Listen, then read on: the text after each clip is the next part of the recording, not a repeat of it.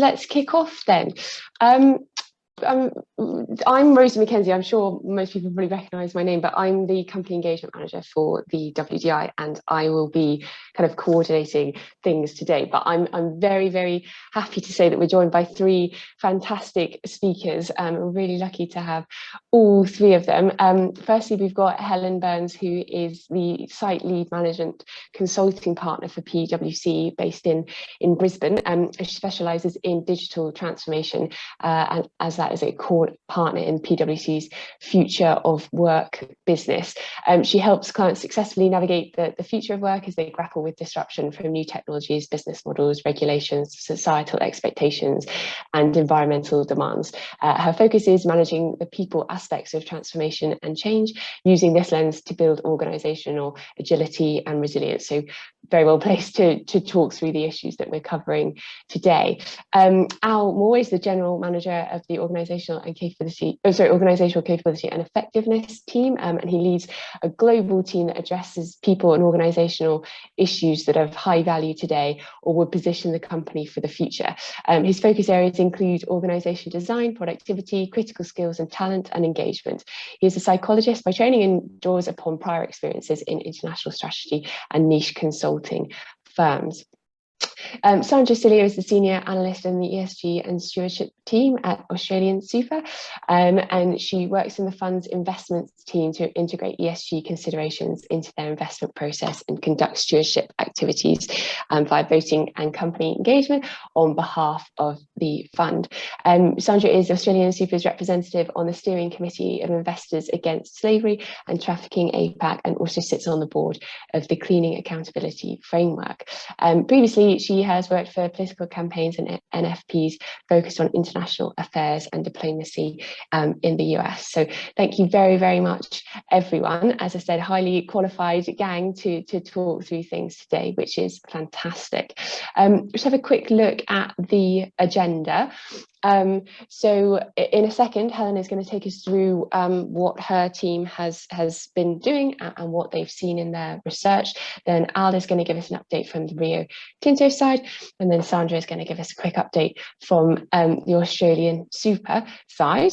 Then we're going to launch into a panel discussion, and at the end we'll have some time for Q&A, but please don't feel you have to keep your questions specifically for that last 15 minutes. Do please feel free to send them either through the chat function or through the Q&A function. And my fab colleague Anya Clark, who is our investor engagement manager, is here to help with the questions. But also, if you have any tech issues, please do let her know, and she'll be happy to try to help sort them out.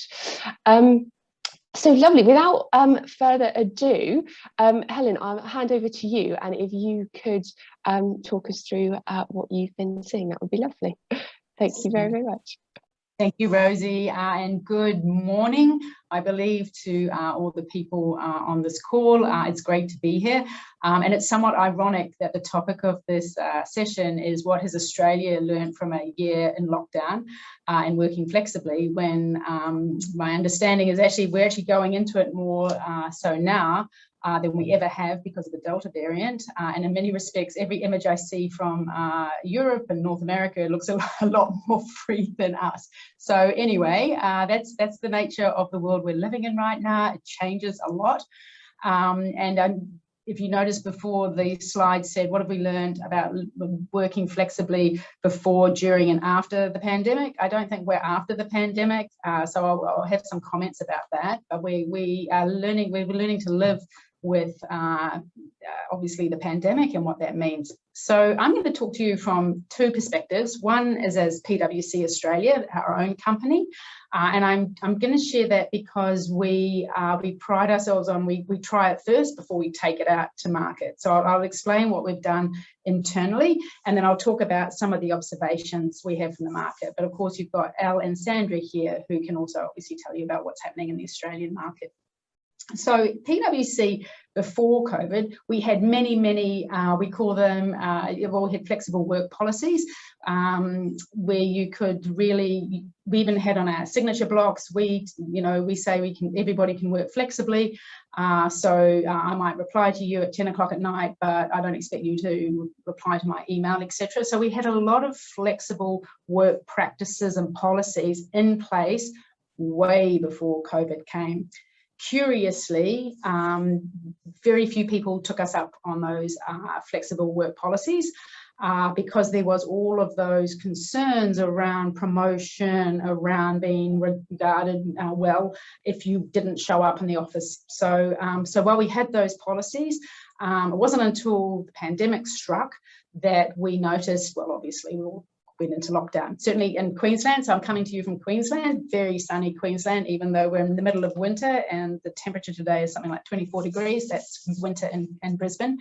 So we didn't go into lockdown for long, but once we went into lockdown, what we did notice is that some people who'd always wanted to work from home were just so delighted. So they very much enjoyed it and have remained working at home or in the office, just doing whatever works for them. Other people didn't, so they've come back. Yes, so whilst we had the policies, nobody used them until we were all put into that position, and both senior people and junior people realised that yes, we can work flexibly, and yes, we can produce the outputs. Then that's fine. So so not after, from a flexible work perspective, we're not after the pandemic, but what we were just grappling with before Delta struck our shores was how do we, not so much around work, but how do we create social connection and well-being, and how do we get people connecting as people and creating community within our office before we even talk about work. This was the mental health issues. What we've learned is after a year of coming in and out of lockdown and having uncertainty, which is very, very minor compared to the rest of the world, we needed to create community and connection. So our biggest learning was that we really needed to focus on this and make this a priority. So we were in the process of doing that before Delta struck, and we had to go back into our homes again. I'm coming to you today from Queensland. We're not in lockdown, but three of our states are. So that's PwC.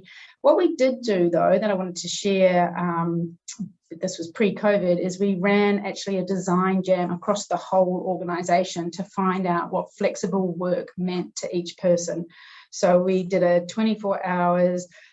People could log on, they could make comments. We had people who were curating conversations. So we had specific conversations. People would log on, make a comment. There was somebody making sure there was a reply, and people were building on. And we spent time really understanding what people needed to work flexibly and to feel that they could bring their best selves to work, that they could work collaboratively, etc. And that was a big input into our policies, etc., and enabled us to be segmented and how we approached flexible work as well. But I will say we've done these things and we are still on the learning journey that I imagine many of you are as well. So that is a snapshot of what we've done within PwC.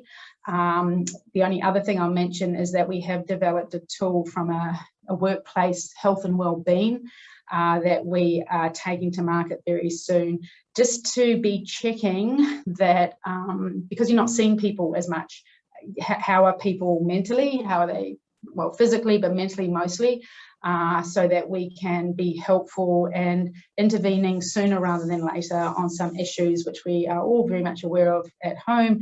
There can be more stresses, more strains, people feeling a bit disconnected from each other. So we've developed a survey to find out where there could be issues. And then obviously, if you're an organisation, if you go and identify issues, you then need to do something about it. So have we got the skills and capabilities to address or connect with people with the skills and capabilities to help people? So very much a health and wellbeing learning from PwC. I'll just jump now into the client, the market. I'm aware of the time. And I'll speak for a couple of minutes. The work that I tend to do tends to be within the public sector. I do also work in the private sector. And again, my biggest takeaway from what have our clients learnt is, first of all, that flexible working means you can still deliver, so that's awesome. However, you're not seeing your staff as much, and what their concern is more from, certainly in the public sector, is that how do you ensure growth, learning and development? So I do know some departments, A, they've brought in flexible work policies, but B, they've brought in policies that says if you are going to be working away from the office and away from your direct supervisors and colleagues, you do need to have a very structured personal professional development plan so that we can be making sure that you're growing and developing. Because what we're most concerned about is a capability drop, because you're not getting those incidental conversations. You're not looking left and right when you're producing work to be saying, is this up to standard, etc. So what they've, after a year, there is a notice that there's some incidental learning on the job which isn't happening, and actually the way to overcome that is to be a lot more deliberate and focused around capability development, and not just in digital skills, because I know that became to the fore, but very much around interpersonal skills and other capabilities. So a personal development plan as well as that. But also, I think for public sector in particular, I think they were very much amazed that actually it was completely fine working flexibly, that staff didn't take it for granted, that they did still produce their work. And it was a relief. And one senior people officer said to me, actually working flexibly has been awesome with staff at home. We're not getting workplace bullying anymore because everybody's in their own home and they're protected, which was a curious, only one person said that to me. I thought it was a curious upside of of working flexibly. So I believe that is as much time as I was allocated. So I'm very good. So that's just a picture of what's been happening in Australia. Lovely, thank you, Helen. That was great. Al, if we could pass over to you for an insight into what Rio Tinto have been up to, that would be super. Oh, you're on mute, Al. Sorry. Thanks. There always needed to be one, and I'll do that for everybody. Thanks, Rosie, for the opportunity to be part of the discussion, and hi everyone who's joining the call. A little bit about Rio Tinto, first of all. We're a global mining and metals business with about 45,000 people. The majority of our people work at mine sites and processing facilities, so are strongly linked to those physical locations. Advances in remote operating technology over the longer term will provide options as to where some of that work could be performed. We still have a large number of people, though, in functional, technical and commercial roles based in offices around the world. And it's the flexible working approach for this segment that I'll be commenting on. Firstly, we were really impressed by the capacity of our people to shift to a work from home type of arrangement. And we all learned that we could not only deliver a lot on our work commitments, but there were opportunities to meet personal and family needs too. And I think that learning has probably happened to some extent globally for most organisations. To me, COVID was certainly long enough, and it is continuing to go on to such an extent that it changed habits, it's changing beliefs, and it's changing employee expectations as well. For us, having people based around the world meant that COVID was impacting our people in different ways. So some locations were in lockdown and offices weren't open, while in others, people were able to choose to go to the office. Regardless of where our people were, though, they wanted clarity on the company's posture to flexible working. And as Helen mentioned, there were always arrangements and policies in place, if you will, but it was about how we would respond to this new COVID reality. The approach we developed last year was very much to encourage our people to discuss with their leader the work arrangements that would suit them and their team and the organisation. So we resisted setting a minimum number of days per week or month for people to come to the office. Firstly, we didn't find any evidence that a certain number of days per week was better than any other number of days. So it seemed a bit of an arbitrary sort of judgment to make. Secondly, we felt that the people who could come up with the best solution that would work for them and their teams and the organisation were those who were closest to all of the considerations that needed to be taken into account. We also really wanted to demonstrate to our leaders and our people that they were empowered to make these decisions. We still maintained in our communications that the office certainly continues to play a very important role, and that in some instances there is no substitute for face-to-face contact. And there are occasions when people will be asked to attend the office and they need to ensure that they're readily able to do so. But rather than mandating time in the office, we've taken on the challenge to make the office as enticing as possible. And again, that's for local office leaders to identify the best ways to do that. The approach is coming up to being in place for a year, and it has been very well received, both anecdotally and through surveys that we have conducted. I think for me, one element that worked very well was simplicity. So that you'll notice that I've been referring to it as an approach more so than a policy. And so it's very much about principles rather than rules.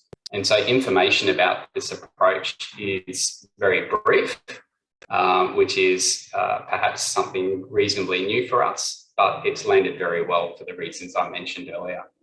As more and more of our offices open and people have a choice as to where they work, we'll be sharing learnings from those offices that have been open for a while with those to come online. So that's what I had in mind, Rosie, for an introduction on Rio's approach. Perfect. Thank you, Al. Fab. Sandra, lastly, if we could quickly hand over to you for a quick summary, that would be great. Absolutely. So similar to Helen, I'll talk about flexibility during this period from two separate angles. So first, the organizational angle from AustralianSuper ourselves, but then I just wanted to put on my investor cap for a second and talk about the investment lens that we apply to this, because flexibility has manifested to be a really acute topic when we talk about ESG with the companies that we're invested in. So taking a step back, AustralianSuper is the largest superannuation or pension fund in Australia. We represent over 2.5 million Australians investing their retirement funds on their behalf. And as a result of that, we have a duty, of course, to provide services that are member facing. So education, financial advice, things of that nature, but also our investment capability is all part of the organization that we run. We have a presence in every capital city in Australia, but also have offices in London and newly in New York as well.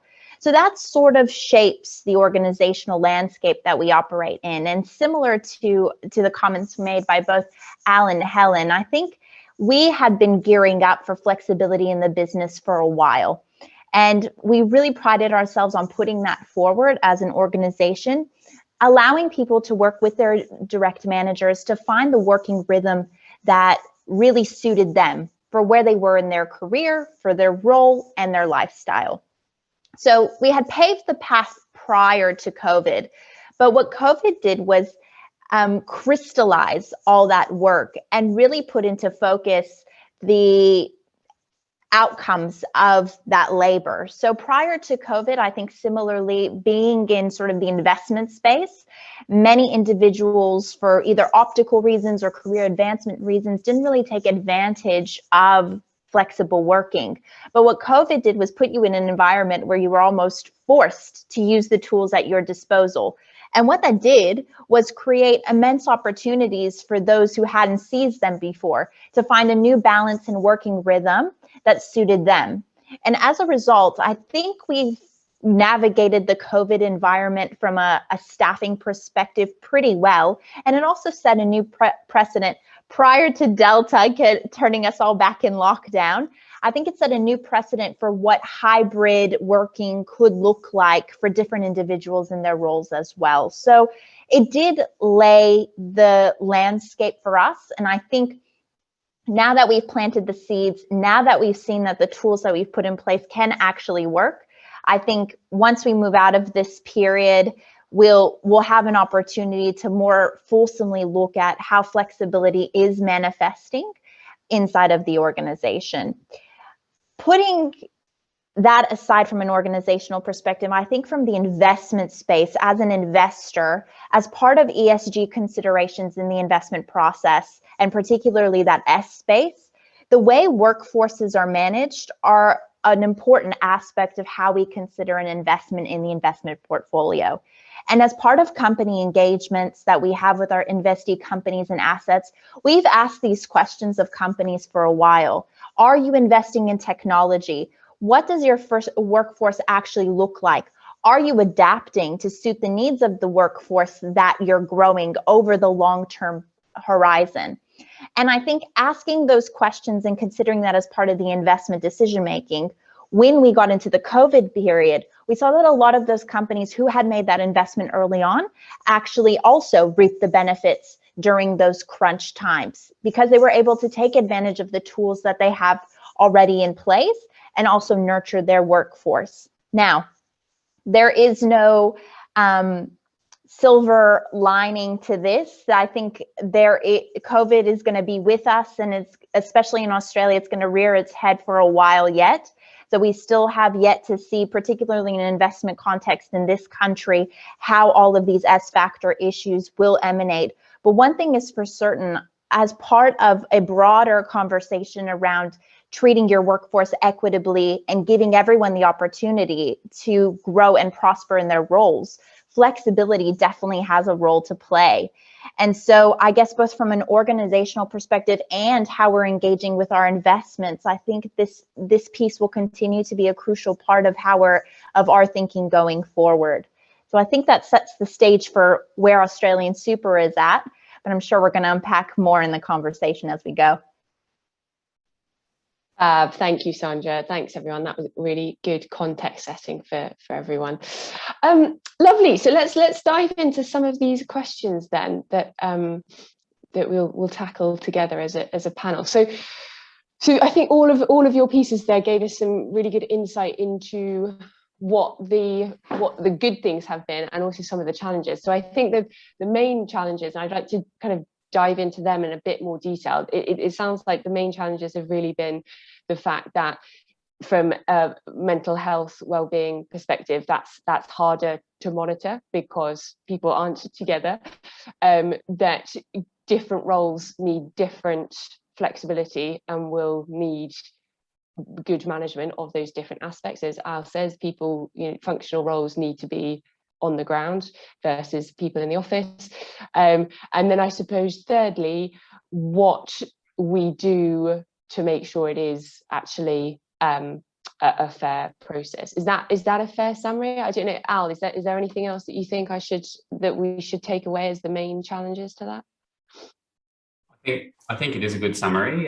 Certainly the challenge that I've heard is that diversity of experiences with respect to timing. So Helen mentioned that only recently Australia was pretty much out of lockdown and now we're back and we see other parts of the globe, I guess, advance. And so just that notion of a very dynamic situation. And when you think about how we need to respond as leaders with global teams, perhaps there's a huge burden, I guess, to be very flexible, to be sensitive to the types of issues that might be playing out at an individual level and how that might, I guess, aggregate up.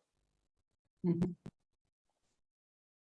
Thank you. Helen, sorry, did you want to add something in there? I was going to add two, and one's much bigger than the other. Actually, they're both important. But the other challenge is real estate. What are you doing with your offices, and are they fit for purpose, given if people are coming to the office just 2 days a week? Typically, they're coming in to collaborate and do things together. So are your offices, do you have the right facilities? And we've been doing a lot of work with urban architects around, and they're saying, well, actually, your modern office, you need to have a space where everyone can get together, and it's sort of like event management, and it's a real time to talk about your brand and who you are. So there's sort of that event component plus all your collaborative spaces. And maybe your footprint is a lot less, and maybe it's not in the central city, maybe it's out in your suburbs, particularly as different areas locked down, etc. So we've been seeing clients saying, hey, we're at an inflection point and let's think about how with space what does that space need to look like, and where is it? So there's that real estate conversation and how you structure your space for when you do come together. What does that need to look like? And then the other issue that I was going to mention as a challenge linked to mental health, but with people working from home and with that level of generalized stress from job security to health to so many things, unfortunately, I have to say the level of domestic and family violence in Australia has just gone through the roof. And that is terrifying and horrific. And so that is another layer to be thinking about if you're in a management position. How are you checking in with your staff? And if there are issues like that, what do you do? And I know I had one person, not fortunately domestic family violence, however, there was a lot of stress and she just wasn't able to deliver what was required because she was looking after young children. So a conversation with the client around, actually, our deadlines are going to have to change just to be, a human being and cognizant of what's going on for her. I do know other people within the workforce who did have domestic family violence situations that had to be managed as well. So again, there's a new vocabulary, a new awareness that a lot of people weren't used to. So there's a bit of a capability uplift and understanding around what's required. So yeah, so there's two other challenges, very, very different, but I'll add that into the mix. Steve, no, very, very valid points. Sandra, thank you for raising the domestic violence, but I think that has been the case in every geography and a very, very sad side effect of the pandemic.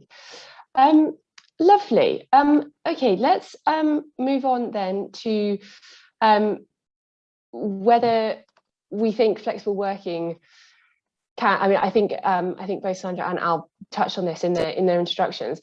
Whether there is an element of people not being in the office and not having face time, therefore maybe not getting any promotions or pay rises, or whether actually it has, on the flip side, actually helped with flexible working around childcare or general caring responsibilities, and how we think that might develop as flexible working policies become more cemented.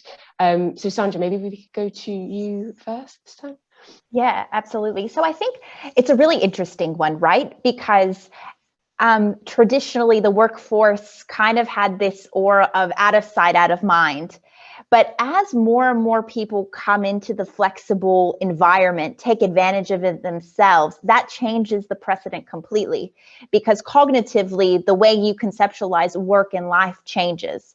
So I think it does present opportunities in the sense that everyone evolves their thinking about what work actually looks like, and it changes that dynamic. So you can take advantage of more of that work-life balance elements that we all are looking for. But that being said, we do need to recognize that there are limitations to flexibility, i.e., there needs to be much more structure, just like Helen alluded to in her introductory comments around personal development. That structure extends to almost everything. Structured conversations with your colleagues, structured conversations with external counterparts.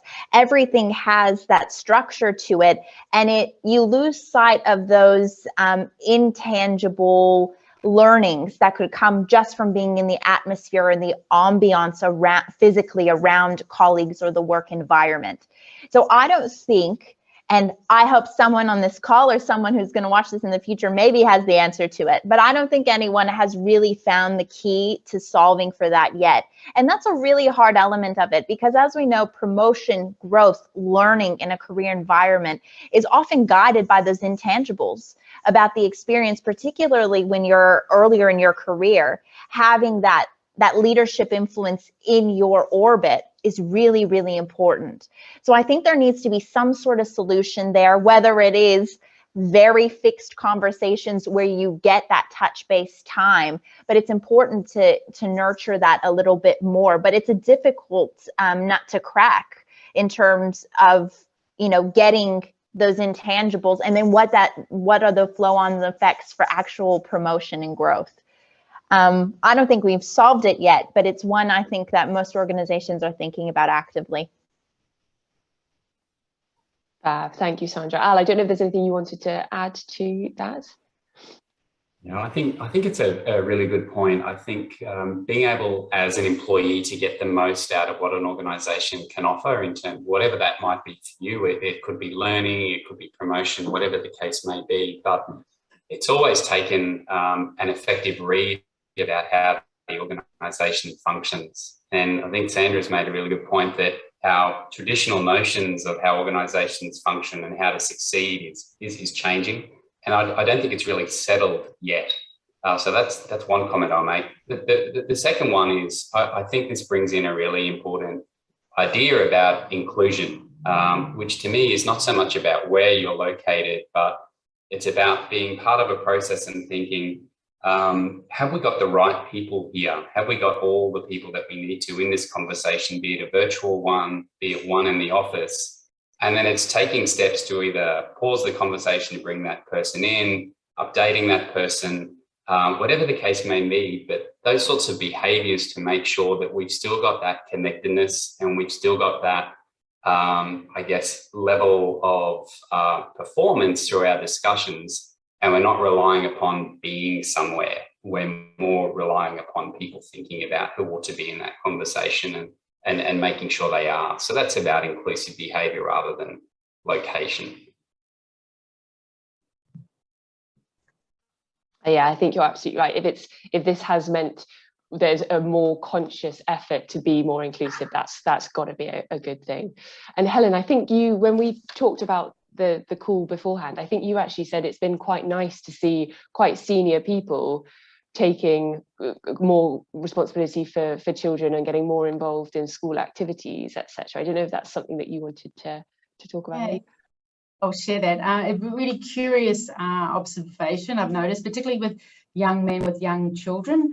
They will say, I've spent more time with the kids, I'm really enjoying this. And actually the people we've struggled to get back into the office are those young men who say, oh, well, I like to drop off the kids, on Monday, Wednesdays, and we like going to swimming on Tuesdays. And it's quite gorgeous as a mother who took 5 years off, and I love young children and I really enjoy community. It's really nice to see, you can see the penny drop and actually, this is what young children are about. This is amazing. And I'm part of the community. So the people who've struggled to get back into the office tend to be men with young families, and they tend to be a little bit sort of senior manager and above. So I think that's a curious side effect, but I think it's lovely. And I think it's a side effect that will be good for communities and organisations. There's been this, it's not just so much flexible work, it's more the pandemic. It's just there's a kindness and a caring component, which I'd like to think will be only good if we can hold on to that and amongst the rallies that is not so kind and caring.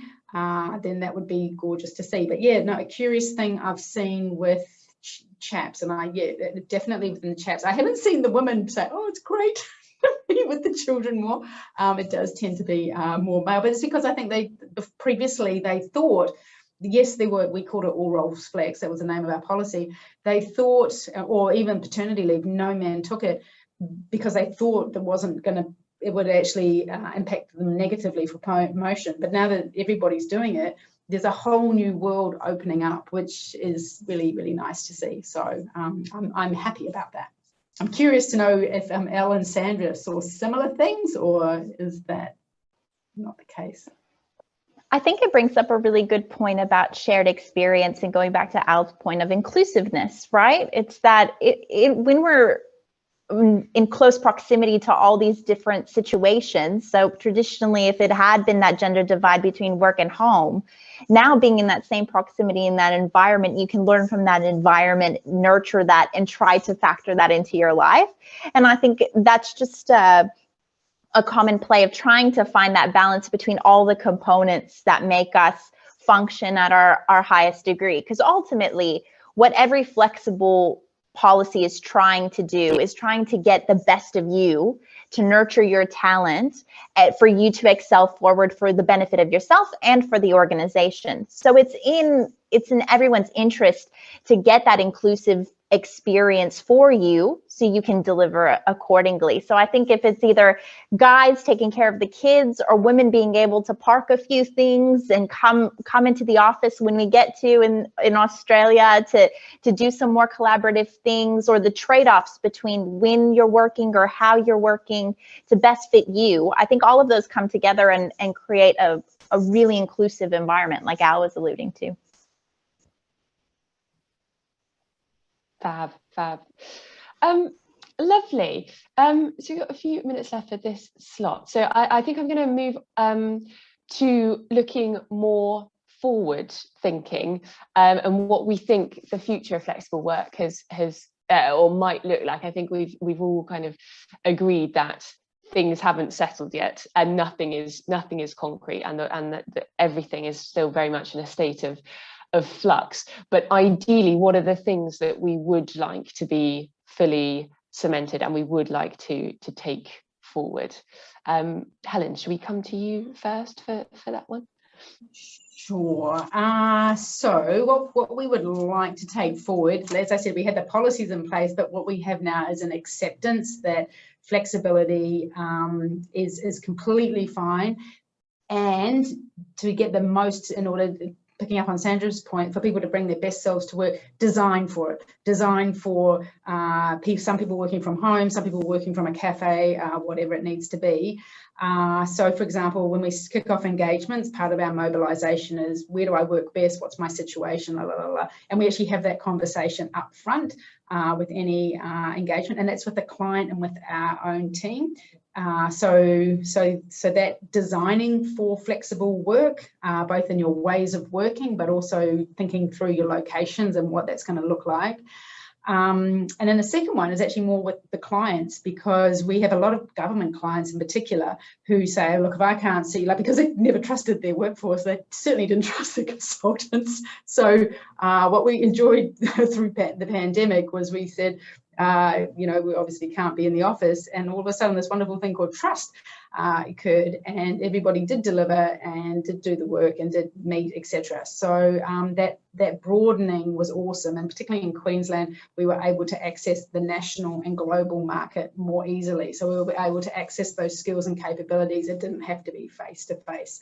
So those would be two to kick us off. I'll hand the ball to the back to you, Rosie. Thanks, Helen. Lovely. I know, Al, that when we spoke about this before the call, you were saying, and again we've said this elsewhere on the call, that these policies aren't new, but it was the fact that COVID overlaid flexible working with natural changes that people were making about where and when they work, and that location isn't the most important thing now. I wonder if you could expand a bit more on that issue of reasonable proximity to the office and how we tackle that. Yeah. I think what it comes down to for me, or one principal consideration, would be what view does a given organisation take to the role that the office will play. So we see in the tech sector, for example, some organisations have been all remote for some time. They don't necessarily think about the office in the same way as other organisations. If it's the case that the office does play a really important part, I think we'll see organisations wanting employees to at least have a level of proximity to the office, to be linked in some way, so that they can access the office for a town hall type meeting. It might be project team type meetings, but in order to facilitate, I guess, an ease of people coming together, there needs to be some boundaries, if you will, around proximity. I think also it does bring in this notion of organisations making the office as enticing as possible. And I'm not sure that we've really pulled the lever as hard as we can there.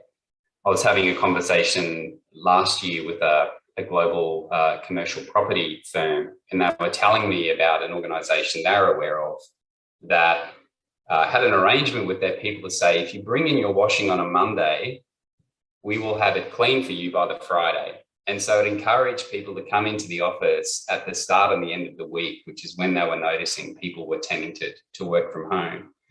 Now, I'm not recommending that. I just sort of share that as a really innovative way in which that organisation had found a way to make the office really enticing, as opposed to a more sort of rules-based mandate to actually come in. So lots of opportunities there. I think you're right. Yeah, it's how to make it work for everyone, isn't it, in the office, and that's what we wait to see. Sanjay, I don't know if there's anything else you wanted to add about what you would like to take forward on flexible working. I know you were talking a lot about you thought there was a very human element of the fact that we will almost always want in-person interactions. Yeah, I think, look, the tools are there. We've all said we're sort of flexing them and using them in different ways for us. But I think the narrative of a dying office is just completely off the table for that reason. I think for the most part, it is human nature to want to have interactions with other people. And the office is a great facilitator for that. And whether that is collaboration in one's team or just the simple interaction of the day-to-day hello, I think that's really, really important, particularly when we talk about, bigger things outside of the work environment, but like we were talking about mental health or strains across different parts of one's life. A big part of this for us, and as I'm based here in Melbourne, and we're sort of 200 days plus in lockdown now. I mean, loneliness is a real factor, and particularly individuals who are alone, having that touch point or that centralized place is really important. But I think how that looks is different. Is it going to be the desk that you go to? Is it even going to be your team pod? I don't know, but there will always be a need for that interaction, and I think a longing for that interaction in a physical sense in some way, shape, or form. So I think it will always be there, but we're still figuring out just exactly how that will manifest. And honestly, that will come down to each organization and the culture that they want to set. So I think it will be very, very different depending on the rules of the game, what attracted people to working with that organization in the first place. And that will lead a lot to what the manifestations of flexible working will look like as well. But for me, I appreciate some in-person hellos. So I'm sure there's others out there who would love a work environment to do the same. I think you're absolutely right. Yeah, I mean, I think especially in London, we were talking about this before we launched the formal call this morning. But yeah, the fact that in London, lots of us I'm based in London, and lots of us live in very small flats. And if you're house sharing with housemates, then the opportunity to get out of the flat might actually be a very, very tempting option. Lovely. Okay, so that's very promptly. Thank you, everyone. Tie up the panel discussion there and move to the Q&A part of the day. So we've had a couple come through on the chat, one from my colleague Anya. Thank you very much. So we'll start at the beginning. How do you think the pandemic has accelerated the drive towards workforce automation? Sanjay, we'll start with you if that's okay. Have you seen many companies introduce automated processes? And then we'll tackle the other bits of that question. Thanks, Anya. So, I mean, one thematic that we sort of danced around, I think, in all our comments, but it's really important when you're talking about flexible or remote working, like technology has a huge role to play in facilitating that, right? And investment in technology. And so that really manifests, of course, in, the optimal use of that technological investment. And for some companies, it does mean the acceleration of a technology program. But one thing is for certain, I think this period has caused companies who are on that automation pathway to take a second to pause, because it's actually reconceptualizing the workforce a little bit for them, just like it is for the worker in terms of what you could do in your day-to-day life. It's also for the company as well in terms of where that individual skills can actually be applied, and do we really have to leap all the way to automation? So I think it actually has reconceptualized the pathway to automation. that doesn't mean that from what I've seen in the market more broadly and with investee companies, that automation programs have stopped. They certainly are still on their trajectory. But what I have seen is a cognitive shift in terms of, well, what are the timelines around that, or the use of those individuals and their skills in other places, and what does that actually mean in practice? So I think it is a beneficial pause that has come out of this for companies that have been on the path for this journey even prior to COVID, but I think COVID really has accentuated that as well. Fab, lovely. Thank you, Sandra. I think, yeah, taking a bit more time to think about things is almost never a bad idea, is it? So I think that does sound great. Al, I don't know if you want to tackle that second bit of the question. Has Rio Tinto looked at replacing any existing manual functions with automation during the pandemic? Is that something that you've looked into, that you're aware of? I think for us, the main drivers of looking at the role technology can play are more around making work safer, making it more fulfilling, and getting the most out of our people. So I think they continue to be key considerations for us. There's obviously a broader consideration in organisations generally around resilience, though. So if we believe that events like pandemics may occur on a more regular basis than perhaps in the past, how does the organisation continue to perform its core processes and to maintain a sort of a continuity around that, and to ensure that its workers are safe? So I think that's an ongoing set of considerations. Yeah, I think you're absolutely right. That's something we try and catch within the WGI survey, is exactly how companies are building that business resiliency. And then that last bit of Anya's question, and this is to anyone who might have anything they want to say. Have you seen the types of worker change during the pandemic? Again, that's a key data point within our survey, and it will be really interesting to see what the data says when the company's responses are submitted this year. So Sandra, sorry, did you unmute there? Did you want to say something there? Nope. Oh, I think, well, I think when it comes to this, I think COVID and probably the macroeconomic situation has more impacted that kind of construction of the workforce and permanency versus non-permanency in that conversation. So I think that has more to do with the economic factors that we're operating in, rather than a manifestation of policies of flexibility, or what companies themselves and their policies are really putting forward. So I think though there may be a macro trend to that, I think it's all about the economic situations that we find ourselves in. And, you know, in Australia, we've had certain governmental support, just like in most other countries, when it comes to programs and things like that, to assist the job market while we're in this state of flux.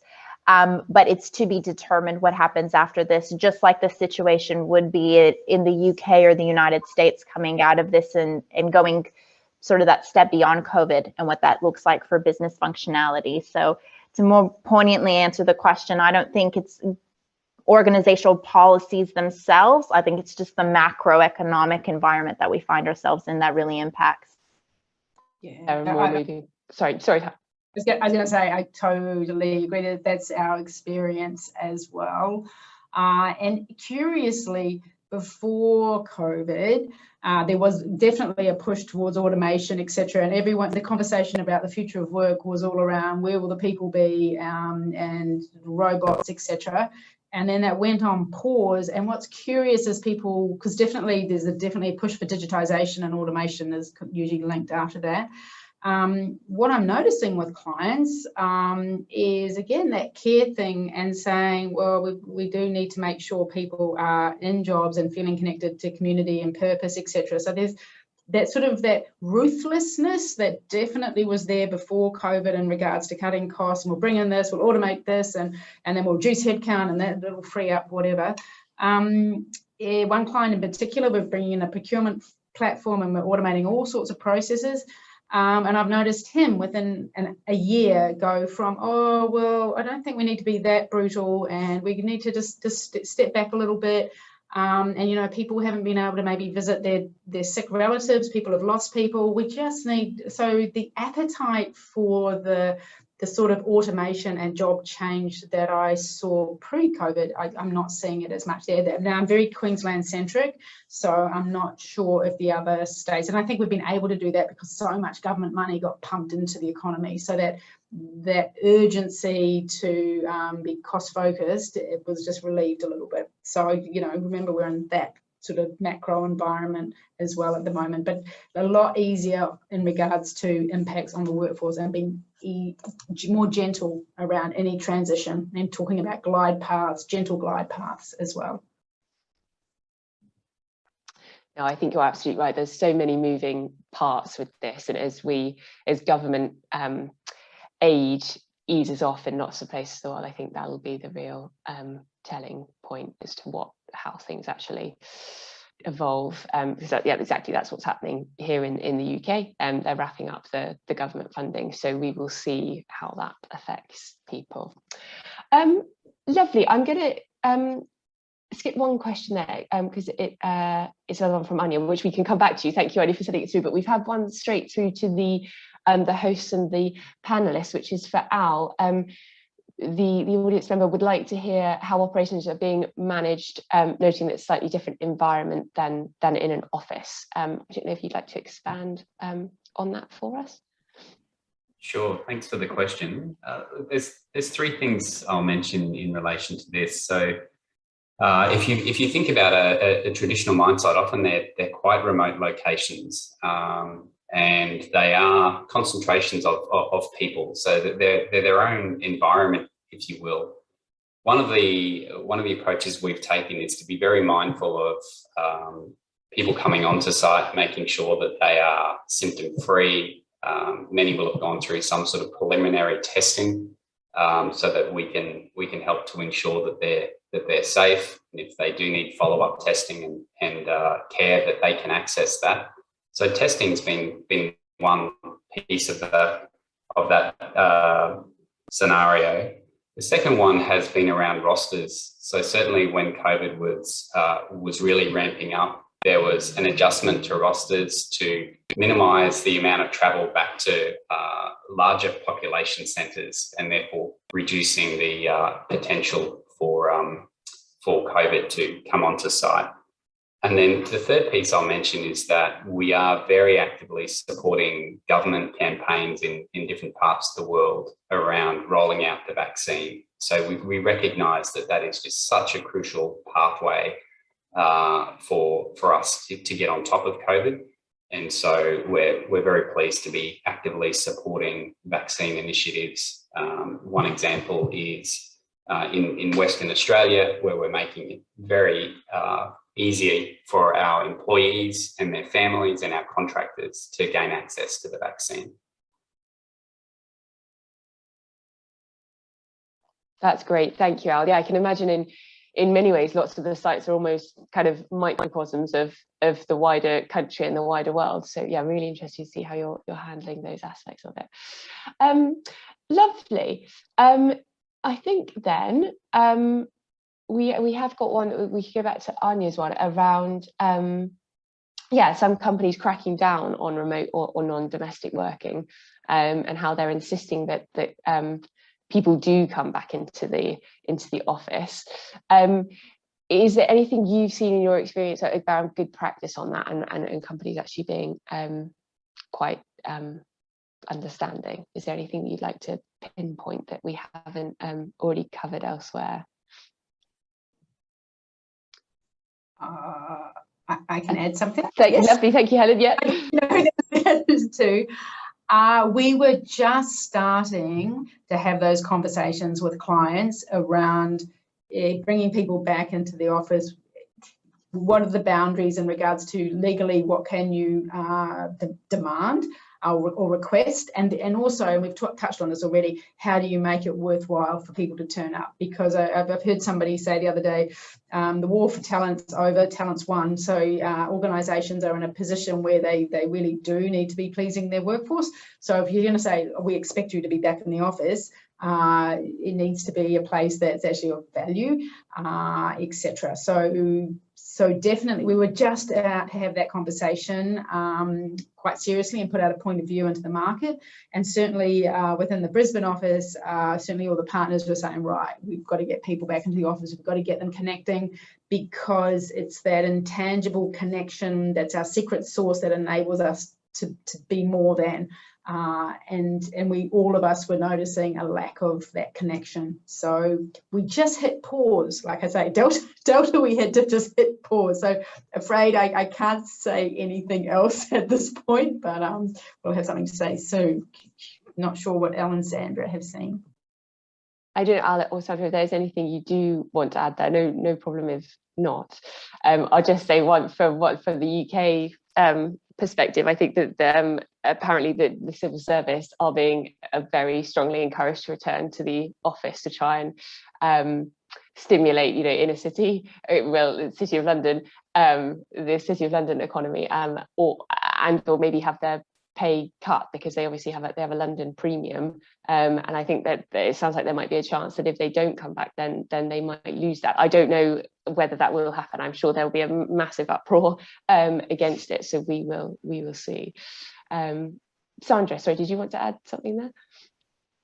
I'll just jump in. I think, Rosie, the point that you make is an interesting one, because it's something that we're dealing with particularly here in Melbourne, where we spent a lot of time in lockdown, is that the city itself needs that burst of rejuvenation that comes from a strong CBD, central business district, right? And so I think there is incentive there from sort of an overarching perspective to get people back into the office, to have, those tangential elements, to have that coffee with a colleague, to have lunch as a team, all of these things. But it still comes back to the point that we made earlier, is that it still needs to be a compelling prospect. And it still needs to be something that adds value, because there are the tangential elements in your own life that counterbalance the experience you get at work. So yes, you get coffee with a colleague, but is childcare easily accessible? Yes, there is lunch with the team, but is your commute really all that great?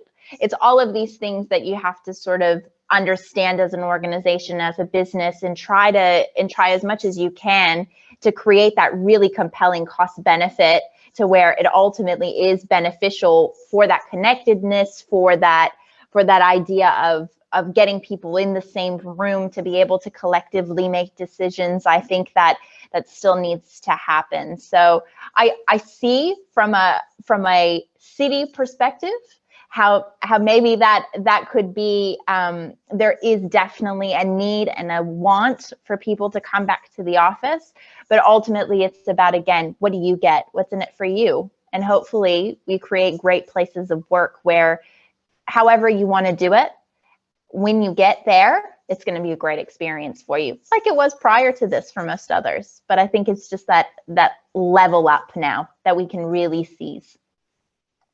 I think you're absolutely right, Sandra. Yeah, I think it is, as you say, put an extra emphasis on making the workplace really, really appealing, and making people's working lives as straightforward and as pleasant and as personalised as they possibly can be.